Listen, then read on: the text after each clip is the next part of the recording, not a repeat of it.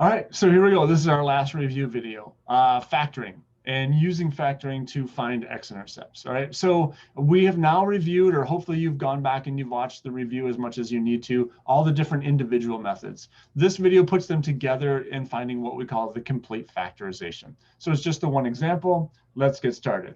Basically, as far as our overall discussion, what we're now doing is an actual example of a complete factorization of a polynomial. This might be the first example that we've done of that in this particular chapter. So I definitely wanted to have an example, okay?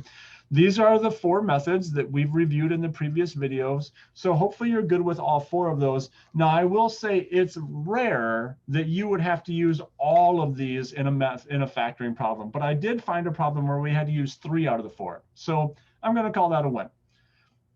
And of course, when I wrote down the problem, I wrote it down wrong. So when you write this down in your notes, it should be a negative 5x to the 4th. And it was a minus 10x cubed, but I accidentally put a plus, so I just stuck in my negative sign there. So that was a little typo in my mistake, but it was a minus 10x cubed plus 20x squared plus 40x. Okay, so a negative 5x to the 4th minus 10x cubed plus 20x squared plus 40x.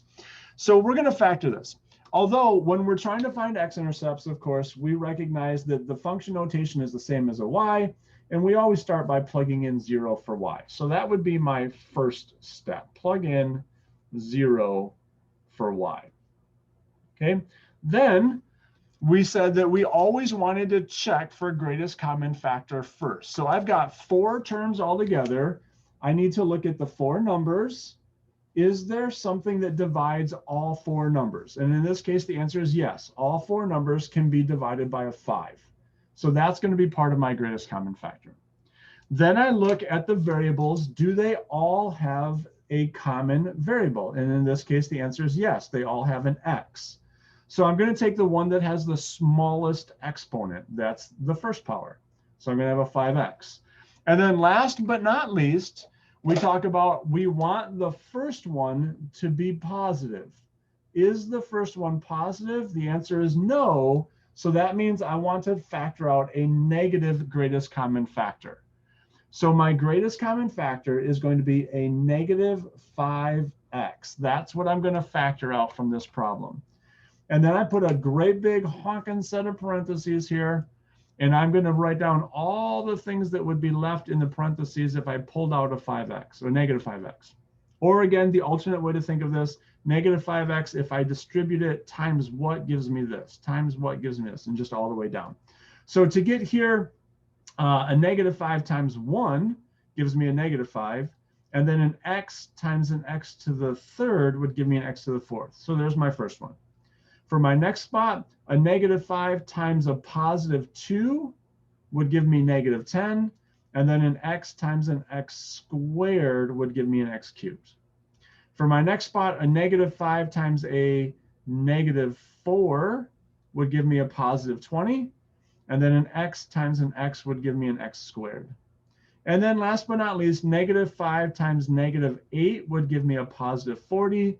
And x times just a 1 would give me an x. And so there we go. There is my first step. That's all still equal to 0. Okay, now what makes a complete factorization is every time you factor, now you check to see, can you factor again? But here's the deal. Since we already used greatest common factor, we know that that's not going to work anymore. If we've done our greatest common factor correctly, there won't be one. You can always double check, but there shouldn't be one if you've done greatest common factor correctly. So if I double check these, there's not a number that divides into all of those because this is just a 1. So the only thing that divides them would be 1. And they don't all have an x. And my first term is positive. So there's no greatest common factor. So that's good. Now the next thing I would do, how many terms do I have? Well, I have 4 terms. So I want to check to see, can I use 4-term grouping? So from my first 2 terms, is there something they have in common? Yeah, they've got an x squared in common. So it looks like 4-term grouping should work for me. So let's give that a try. From this part, I'm going to take out an x squared. And then what would be left behind? Well, x squared times an x would give me an x cubed. And x squared times a 2 would give me a 2x squared. if this is going to work, then this also has to be an x plus 2. And so let's just check to see. Negative 8 divided by positive 2 would be negative 4. And then let's verify, does this actually work? Negative 4 times x, that works. Negative 4 times 2, that works. Okay, so I must have started with an x squared minus 4, and then I must have distributed to that an x plus 2. So that is just the 4-term grouping. I'm now done with my 4-term grouping. But don't forget the rest of the problem. All of that technically is in some big parentheses with a negative 5x out in front equal to 0. Okay, now at this point, the parentheses, these big parentheses don't matter, so I'm not going to rewrite those. But there we go. So there is my next level of factoring. But like I said, for a complete factorization, what you want to do is then check to make sure, can I factor more? So again, greatest common factor should not work if I did it correctly before, but it's always a good idea to check. These don't both have x's. There's not a number that divides them both. Same with this, not a number that divides them both. They don't have x's. I'm good. Okay. In fact, as a clue, anytime you get down to the spot where the x has just a 1 for its exponent, that piece is going to be done. You don't have to check it anymore. So this is the only thing that's left. So I want to look and see. It has 2 terms. Okay. The terms are being subtracted. Yep. Perfect square, perfect square. Okay. So this is the perfect square rule, the difference of squares rule. So just factoring this for a second, the difference of squares rule tells us that we're going to write down 2 sets of parentheses. We're going to give one of them a plus and one of them a minus. In the first spot, I'm going to take the square root of the first thing. So the square root of x squared is x. That goes in my first spots. And in the second spot, it's the square root of the second thing. So the square root of 4 is equal to 2. That's going to go in my second spots. All the rest of the problem is still there. It hasn't gone away. None of this has gone away, but there we go. So now I have a complete factorization. How do I know it's a complete factorization? Well, the first thing is because all my exponents have an exponent of 1. Whenever you get to that, guaranteed that you're done. You really don't have to check anything else once you get there, okay?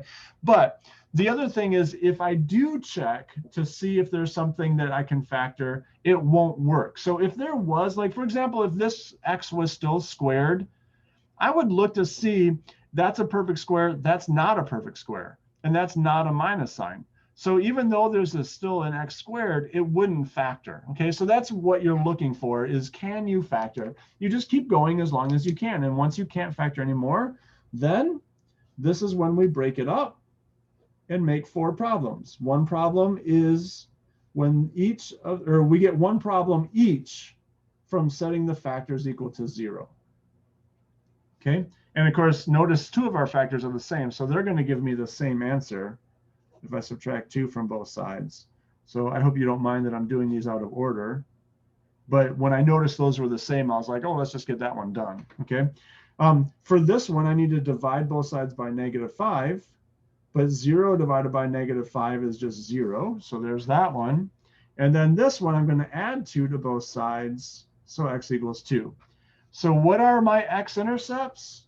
My x-intercepts are 0, 0. Because remember, for all of these, the y value equals 0. -2, 0. +2, 0. And then this one gives me -2, 0. But I already have that. So I'm good. There are my x-intercepts. So that's a problem where you do a complete factorization. You just keep drilling in, looking for spots where you can continue to factor. All right, so that takes care of everything for this particular lesson. Thanks for watching. Have a good one.